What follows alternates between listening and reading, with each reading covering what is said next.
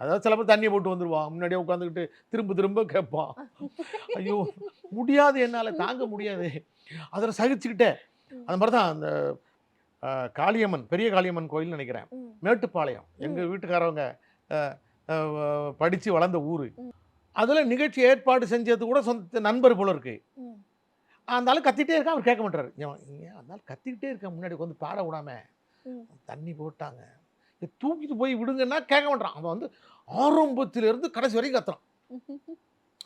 இப்போ நான் காமிக்க முடியாது, என்னை நம்பி நிறைய மக்கள் உட்காந்துருக்காங்க. இந்த உருத்தம் பண்ற கூத்தை நான் காமிக்க முடியாது. உள்ள பட்டை கீட்ட வச்சிருந்தாங்க. கச்சேரி முடிச்சேன், மேடையில இருந்து குதிச்சேன் பாருங்க. அப்படியே உளுந்த வேகத்துல குத்து வச்ச 4 குத்து பேத்துக்கிடுச்சு. இங்கெல்லாம் பல்லெல்லாம் பேத்துக்கிடுச்சு. ஆமா, ரத்தம் வந்துட்டு போலீஸ் வந்துட்டாங்க, ஹேண்ட் ஓவர் பண்ணிட்டேன். இவனை விட்டவே விடாதீங்க.